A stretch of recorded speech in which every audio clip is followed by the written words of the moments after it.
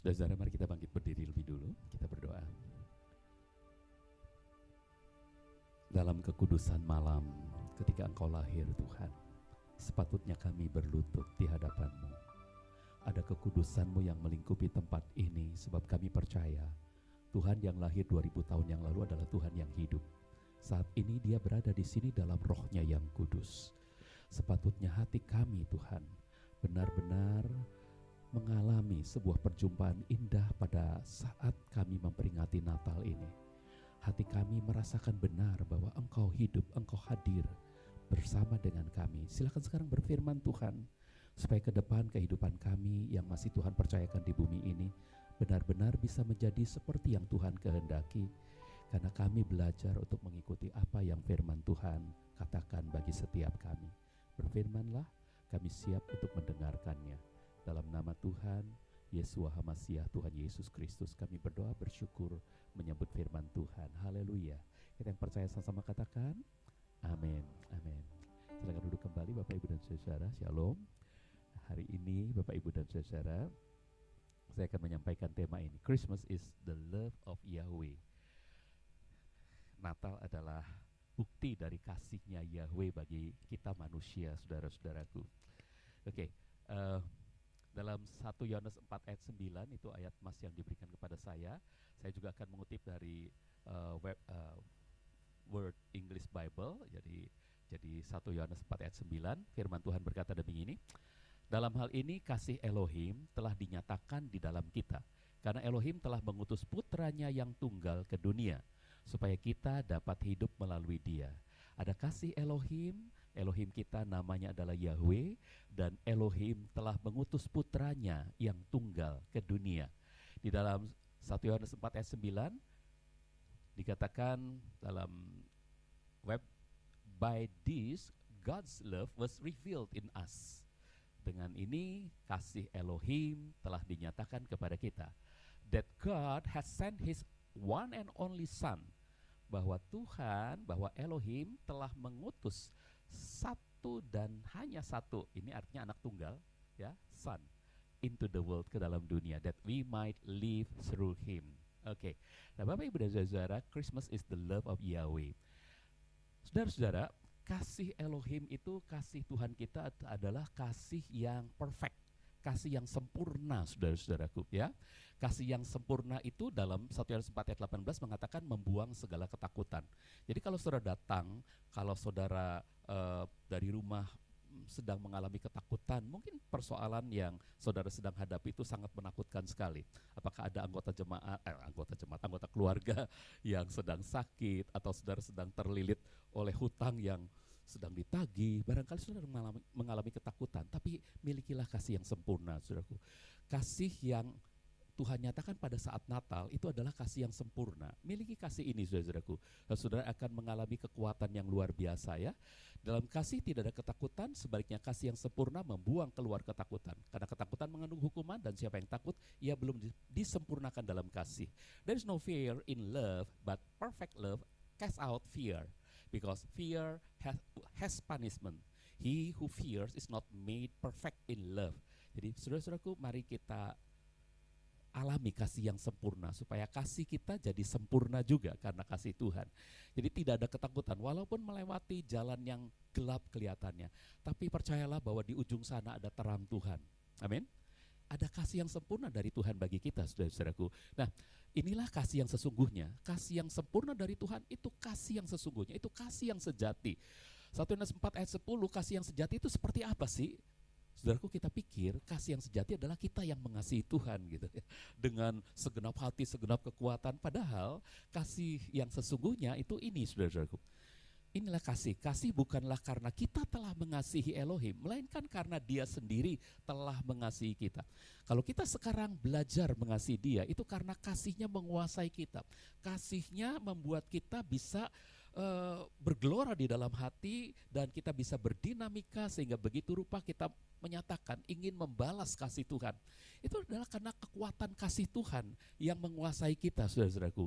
Dan kasih yang seperti ini, saudaraku, ya. Jadi bukan kita yang telah mengasihi Elohim, tapi Dia sendiri telah mengasihi kita. Oke.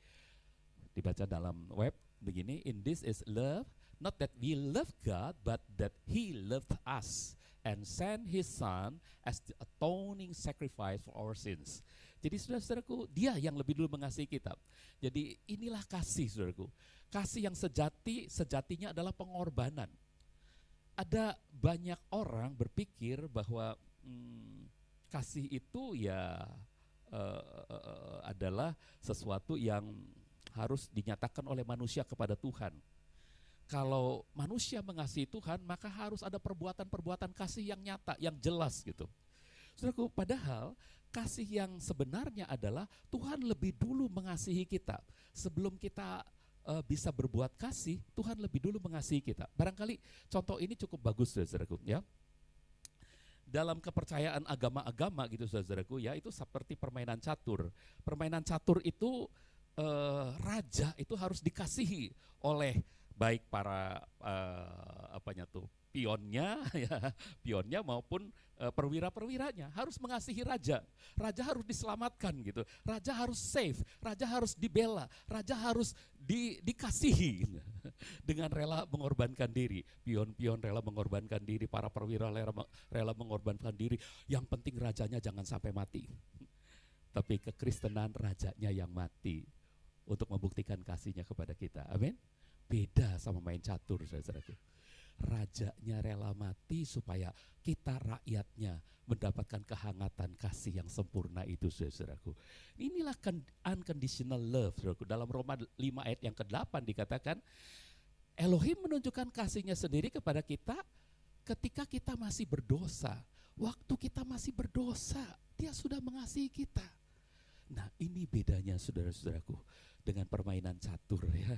Jadi ketika rakyatnya berjasa, mungkin barulah sang raja itu, wah, saya bisa menang karena rakyat saya berjasa. Tidak, dia sudah berkemenangan dan dia sendiri rela mati untuk kita, saudaraku. Nah, jadi God commands His own love toward us, that while we were yet sinners, Christ died for us. Selagi kita masih atau semasa kita masih berdosa atau orang berdosa, Kristus telah mati bagi kita, saudara-saudara. Inilah unconditional love. Jadi saudara, Elohim kita layak disebut Maha Kasih. Saudara-saudaraku, ingat baik-baik, Tuhan kita itu Tuhan yang Maha Kasih. Katakan, Maha Kasih. Apa buktinya Maha Kasih? Maha itu artinya tak terbatas, saudara-saudaraku, waktunya maupun kekuatannya. Time-nya itu tidak terbatas. Jadi sebelum Dia menciptakan manusia, sebelum Dia menciptakan alam semesta ini, belum ada objek yang bisa Dia kasihi, tapi Dia sudah membuktikan bahwa kasih-Nya operated, kasih-Nya itu bekerja gitu, saudara.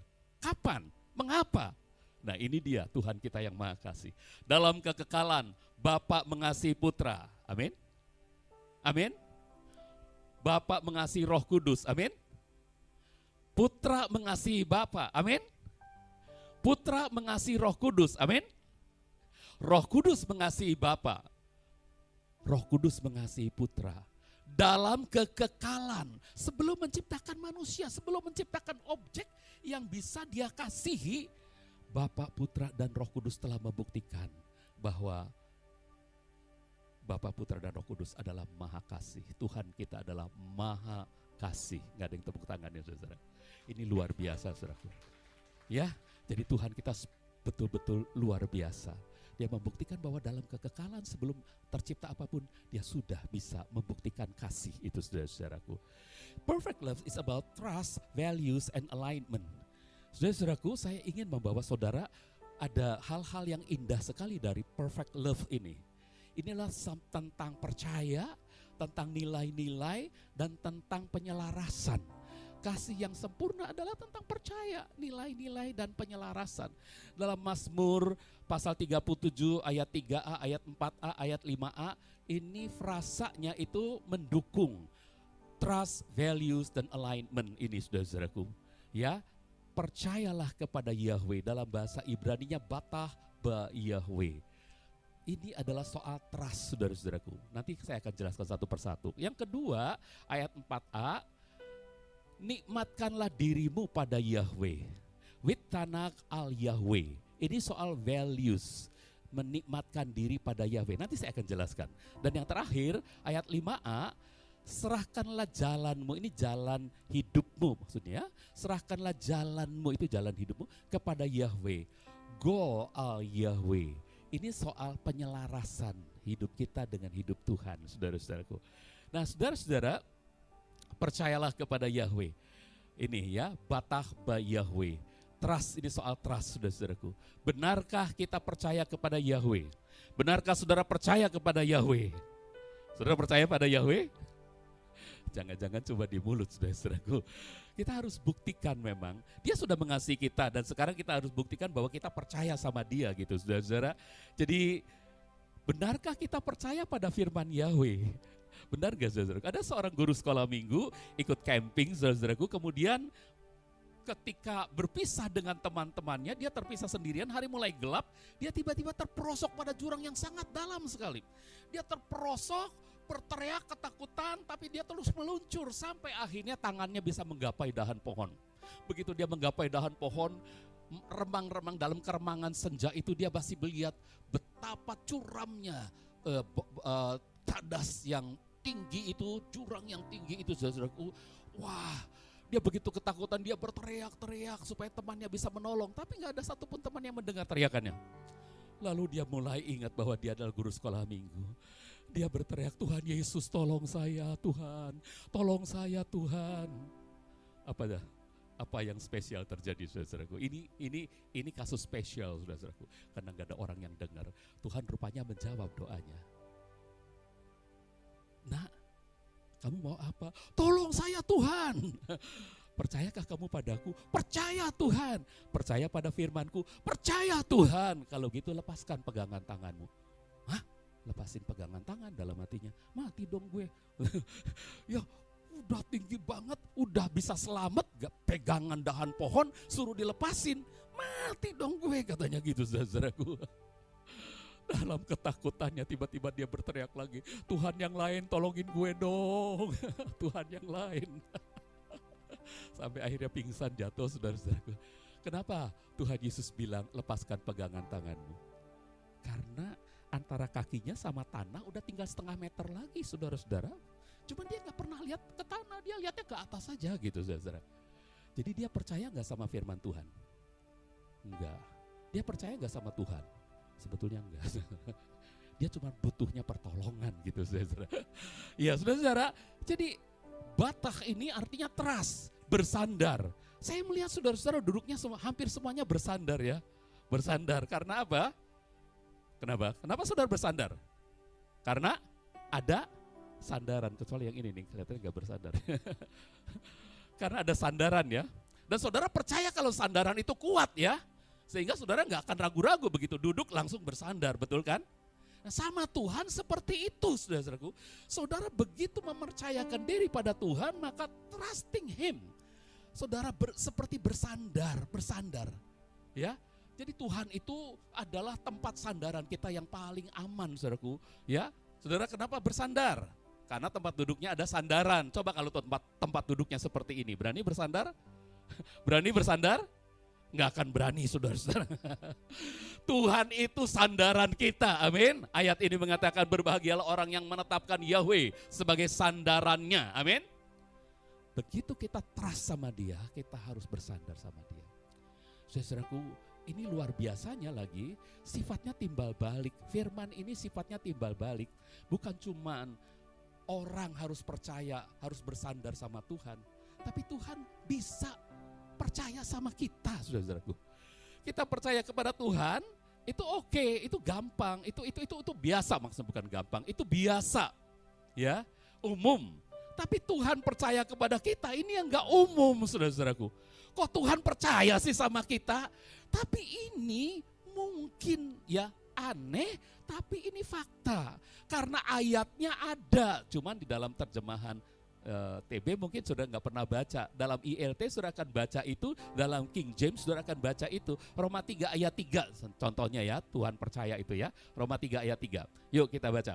Jadi bagaimana jika beberapa orang tidak percaya? Apakah ketidakpercayaan mereka meniadakan iman Elohim? Iman Elohim. Loh, Elohim, God. Ya, ini bahasa Inggrisnya deh ya. For what is some did not believe, shall their unbelief make the faith of God.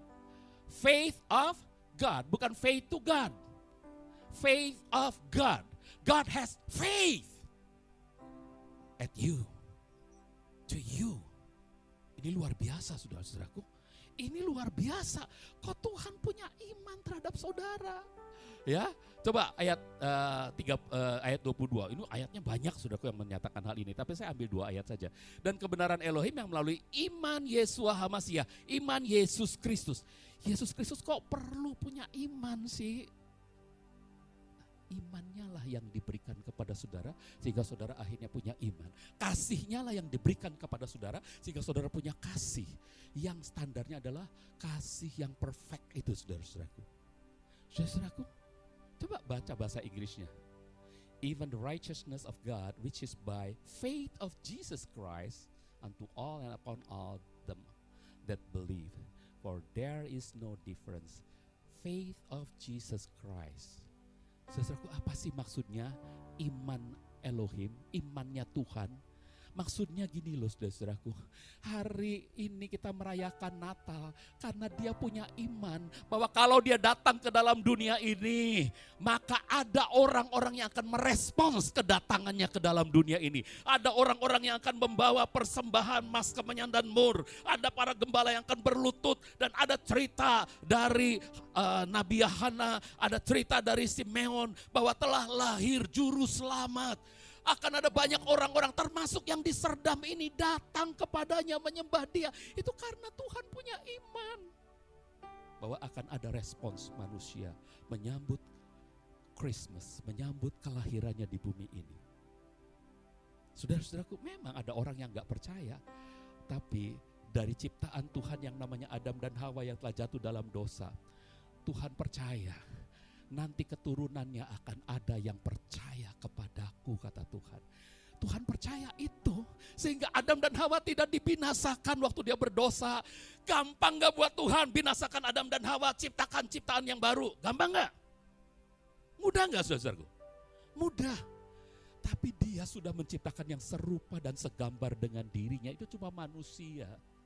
Kalau dia ciptakan alien, itu gak serupa, gak segambar dengan dirinya. Jadi yang disebut manusia ini nanti akan merefleksikan kasihnya ke tengah-tengah dunia, kepada alam semesta ini, kepada sesamanya. Dan saudaralah yang sudah ada dalam imannya Tuhan.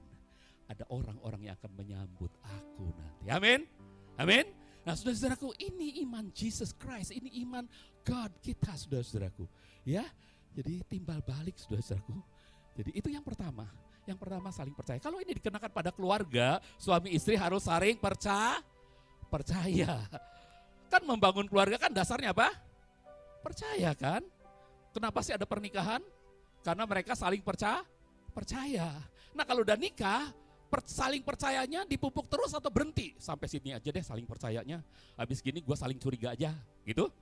Halo, keluarga, suami istri, Anda harus saling percaya. Sama seperti Tuhan percaya sama kita manusia dan kita percaya sama dia. Amin? Amin. Saudara-saudaraku, yang kedua, values. Nikmatkan dirimu pada Yahweh. Ayat ini mengatakan nikmatkan dirimu pada Yahweh ini ya. Wah, hitanak al Yahweh. Jadi ini soal values, saudara-saudaraku. Ini soal tata nilai. Bagi kita, Tuhan itu prioritas bukan sih? Kalau prioritas berarti nilainya tinggi banget. Very, very valuable bagi kita. Dan sebaliknya bagi Tuhan, Anda very valuable. Amen? Amen? Saudara-saudaraku, ini luar biasa, saudaraku. Coba tanya dulu, apa sih tujuan alasan orang Kristen datang beribadah kepada gereja? Kenapa berbondong-bondong orang pada hari Minggu datang ke katedral, datang ke gereja yang gede-gede itu di Jakarta banyak, saudara-saudaraku. Kenapa berbondong-bondong mereka datang? Di sini juga. Kenapa saudara-saudara datang ke gereja Serdam? Mengapa ke YHS Philadelphia, Serdam, Pontianak? Mengapa saudara datang ke gereja?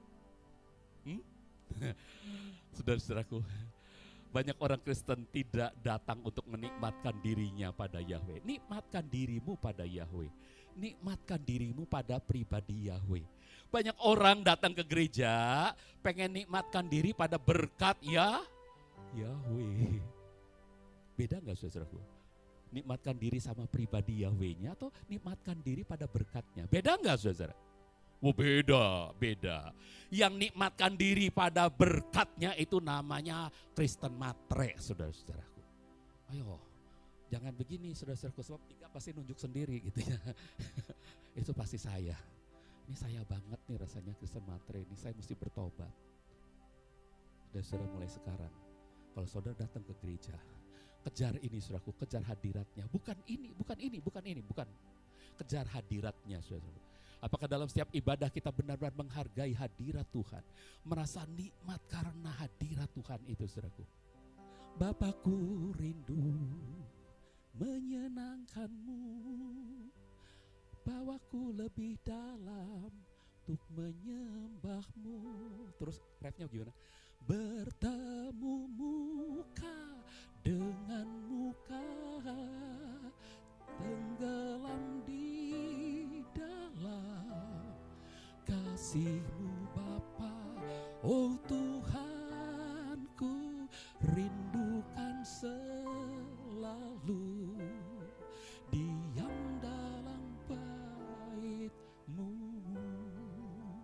Saudara merindukan hadiratnya, merindukan pribadinya, atau justru saudara hanya merindukan tangannya yang menolong saudara, berkatnya yang dicurahkan kepada saudara. Hari ini saudara-saudaraku, yuk kita rindukan pribadinya, amin. Karena dia sangat merindukan kita. Mengapa dia harus berdoa sambil bercucuran keringatnya seperti darah itu tertumpah. Keringat darah itu tertumpah. Mengapa sampai begitu rupa penderitaannya? Karena dia sangat rindu untuk mengumpulkan kita seperti induk ayam terhadap anak-anaknya.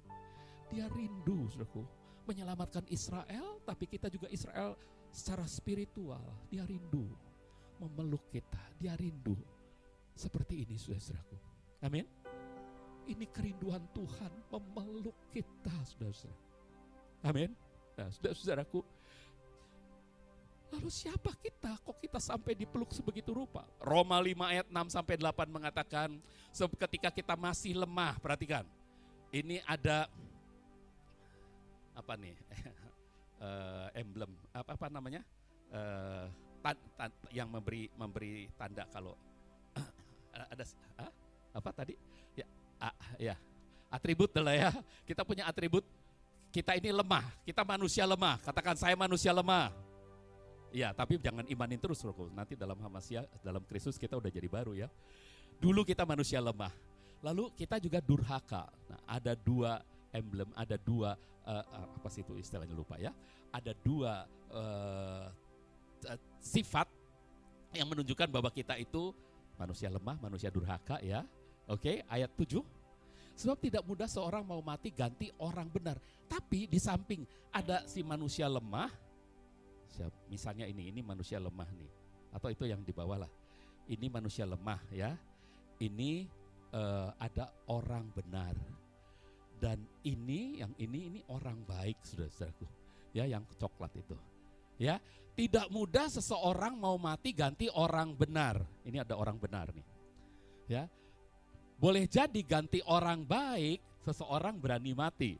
Nah, saudara-saudaraku, tapi siapa kita? Kita masih punya label lagi. Oh iya, label. Kita masih punya label. Selain lemah, durhaka, ternyata kita punya label yang terakhir. Namun Elohim menunjukkan kasihnya sendiri kepada kita bahwa ketika kita masih berdosa, ada 3 label kita. Lemah, durhaka, berdosa. Betul ya? Tapi ada orang benar dan ada orang baik. Nah, saudaraku, jadi ketika kita punya label 3, Hamasya, Kristus rela mati ganti kita.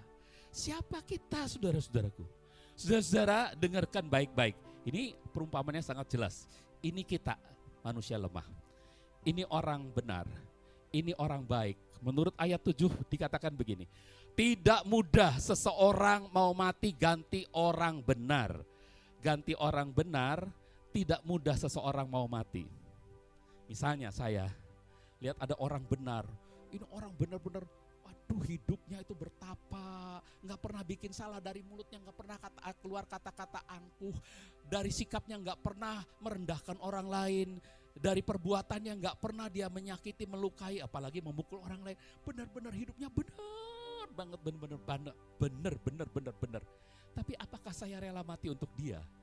Dibandingkan dia nih, orang baik nih. Orang baik waktu saya datang, Pak, ternyata istri saya harus dioperasi. Oh ya, berapa biayanya? 60 juta Pak. Oh udah, tenang aja, saya bayarin.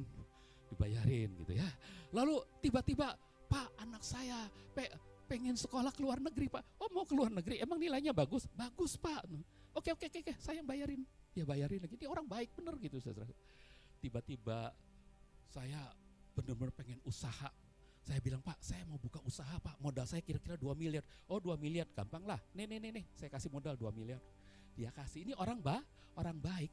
Tiba-tiba dia ditodong sama seorang penjahat dengan celurit di lehernya. Penjahat itu bilang, siapa yang mau gantiin dia nih? Gua tebas lehernya. Maaf ya, ini bahasanya gak enak nih, jangan. Siapa yang mau gantiin dia nih? Ada nggak yang berani gantiin dia? Saya yang udah ditolong sama dia. Lalu dia tunjukin, kan tadi 2 miliar ya untuk saya buka usaha ya. 100 miliar buat kamu nanti. Dari harta saya 100 miliar. Lalu saya bilang, saya yang gantiin deh. Saya mati buat orang baik ini. Saya rela mati untuk orang baik. Tapi untuk orang benar, nggak ada orang yang rela mati, betul? Yesus matinya bukan buat orang benar. Matinya buat orang seperti saya, sampah, lemah, durhaka, berdosa. Hebat nggak dia? Hebat, saudara-saudaraku. Bukan buat orang baik ini, bukan buat orang benar, buat orang berdosa. Tapi kalau seorang baik mengaku bahwa dirinya pun orang berdosa, Yesus mati juga buat dia. Kalau si orang benar mengaku bahwa dia pun tetap manusia berdosa, Yesus juga mati buat dia. Amin. Tapi ini tanda bahwa Hamasiah, Yesus rela mati untuk kita ya. Nah saudara-saudaraku, itulah kita. Dan dikatakan kita ini berharga di mata Tuhan. Kenapa sih dia mau mati bagi orang lemah, orang durhaka dan orang berdosa seperti kita? Kenapa? Karena dianggapnya atau di matanya kita kelihatan berharga, saudara-saudaraku. Engkau berharga di mataku, engkau kuhormati, aku mengasihimu, saudara-saudaraku. Nilai kita di hadapan Tuhan very valuable. Itu sebabnya dia sampai rela datang ke dalam dunia ini. Filipi pasal 2, saudaraku. Karena nilai kita tinggi, maka dia datang. Kalau nilai kita murahan, dia gak akan datang. Tapi di mata dunia kita nih betul-betul orang lemah, orang durhaka, dan orang berdosa. Di mata Tuhan, saudara begitu berharga. Amin. Amin. Kalau saudara mengerti ini, saudaraku, yuk kita appraisal. Kita beri penilaian, Tuhan, engkau prioritas hidupku melebihi segalanya. Amin. Suami istri sekarang. Apakah engkau menikmatkan dirimu pada pasanganmu? Hai suami-suami, apakah engkau bisa menikmatkan dirimu pada istrimu? Hai istri, apakah engkau bisa menikmatkan diri pada suamimu? Atau justru istri menikmatkan dirinya cuma pada amplop suaminya?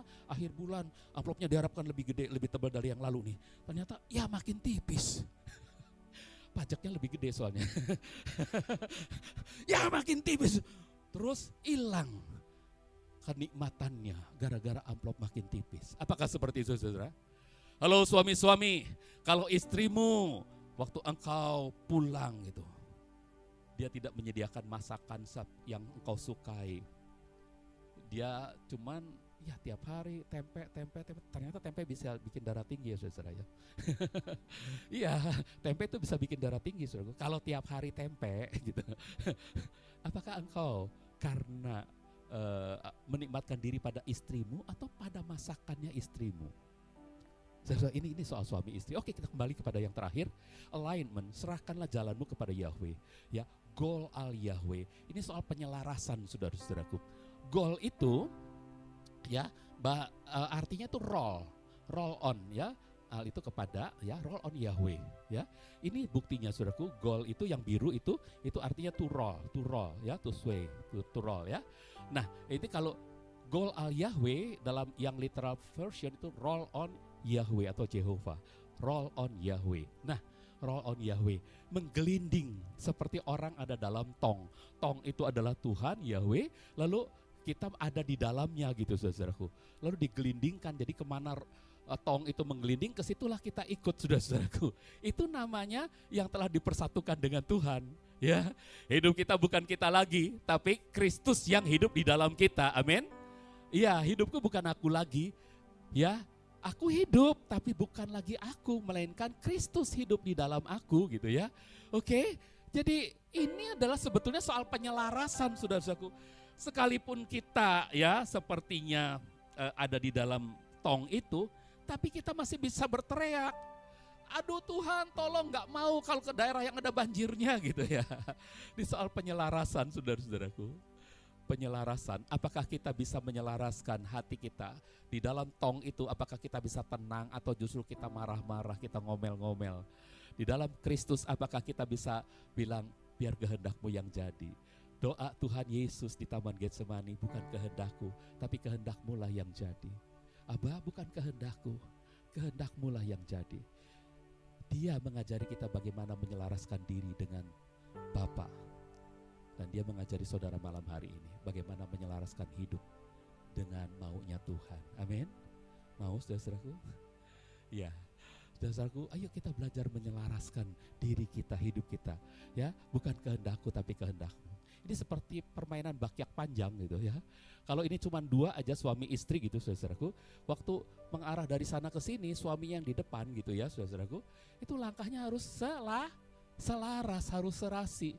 Kalau yang satu maunya buru-buru, yang satu belum angkat udah ditarik, jatuh mereka, betul? Saudara harus betul-betul selaras. Angkatnya bareng, kaki kiri juga bareng, kaki kanan bareng, ntar menang sampai sana.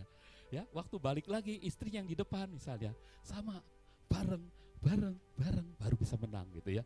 Ini soal penyelarasan saudara-saudaraku. Ketika kita menyelaraskan hidup kita dengan kehendak Yahweh, seperti ini saudaraku keadaannya. Ada bagian terakhir ingin saya sampaikan, karena bicara tentang kasih Yahweh itu sangat luar biasa, tapi ini adalah sebuah jaminan bagi kita. Kasih itu menjamin kemenangan mutlak bagi kita. Ketika kita saling percaya, trust, saling mengutamakan values, saling menyelaraskan hidup, alignment. Mazmur 37 ayat yang ke-6-nya mengatakan, dia akan memunculkan kebenaran-Mu seperti terang, keadilan-Mu seperti siang. Saudara, belajarlah untuk saling trust, ya, saling percaya. Belajarlah untuk saling menikmatkan diri pada pasanganmu. Belajarlah untuk saling menyerasikan diri dengan pasanganmu. Kelebihannya engkau ambil, kekurangannya engkau isi dengan kelebihanmu. Begitupun istri, kelebihan suamimu ambil itu untuk memenuhi kekuranganmu, saudaraku. Ini penyelarasan, saudara-saudaraku. Maka dia akan memunculkan kebenaran keluargamu itu seperti terang, keadilanmu seperti siang hari. Dan Natal adalah bukti kerelaan Kristus datang ke dunia untuk mati menebus kita dan menjadikan kita tubuhnya, dan dia sebagai kepala. Efesus 5 ayat 23 mengatakan kita ini tubuhnya, saudaraku. Kita tangannya, kita kakinya, kita kehadirannya, kita perhatiannya, kita belas kasihannya. Tapi Kristus adalah kepalanya. Dan ayatnya mengatakan karena suami adalah kepala istri, seperti juga Kristus adalah kepala gereja. Jadi hubungan antara Kristus dengan kita itu sama seperti suami istri. Hari ini khotbahnya, saudaraku, ingat baik-baik untuk keluarga-keluarga bahwa Tuhan menginginkan kita tidak terpisahkan lagi. Saudara dengan istri saudara, ini suami, ini istri, tidak terpisahkan. Pernah lihat kepala jalan sendiri? Tapi ada istri jalan sendiri mau ke pasar, bukan jalan sendiri ninggalin suaminya lalu pergi sama laki-laki lain, bukan gitu ya. Saudaraku, pernah nggak lihat ada tubuh jalan sendiri? Kan tidak ada, saudaraku. Tidak bisa dipisahkan lagi. Kristus dengan saudara tidak bisa dipisahkan. Itu seperti menggelinding, saudara-saudaraku ya. Nah, inilah yang Tuhan maksudkan. Tidak ada yang dapat memisahkan kita. Dan itu luar biasanya dari kasih Elohim Yahweh dalam Hamasyah, dalam Kristus. Kita baca ayatnya, Roma 8 ayat 38-39. Sebab aku diyakinkan bahwa baik maut maupun hidup, tahun 2005 kita nggak tahu apa yang akan terjadi. Indonesia bagaimana nasibnya, walaupun kita dipimpin oleh seorang presiden yang baik, wakil presiden yang baik, dan semua para gubernur telah terpilih, wali kota, bupati telah terpilih, ya parlemen sudah ada, ya badan yudikatif juga mungkin bisa bekerja lebih baik lagi dibandingkan masa-masa yang lalu, tetapi kita tetap tidak tahu apa yang akan terjadi. Apakah ancaman nuklir itu bisa terjadi? Kenyataan kita juga nggak tahu. Tapi saudara-saudaraku, ayat ini meyakinkan kita. Maut maupun hidup, malaikat-malaikat maupun penguasa-penguasa atau kuasa-kuasa, baik hal-hal yang sekarang maupun yang akan datang, baik hal-hal yang tinggi maupun hal-hal yang dalam, ataupun makhluk ciptaan yang lain, tidak akan dapat memisahkan kita dari kasih Elohim yang ada di dalam Hamasiah Yesua, yang ada dalam Kristus Yesus Tuhan kita. Saudara-saudaraku, jadi kita itu pemenang mutlak, saudaraku. Kita menang mutlak melalui kasih-Nya, Roma 8 ayat 37. Tapi dalam semuanya ini kita menang mutlak melalui Dia yang telah mengasihi kita. Tunjuk ke sebelahnya dan tepuk pundaknya, Anda menang mutlak. Anda menang mutlak, amin saudara. Anda menang mutlak. Saya menang mutlak. Bukan karena saya hebat, bukan karena kita hebat, tapi karena Tuhan kita yang hebat yang telah mengasihi kita. Amin. Amin. Tuhan berkati saudara.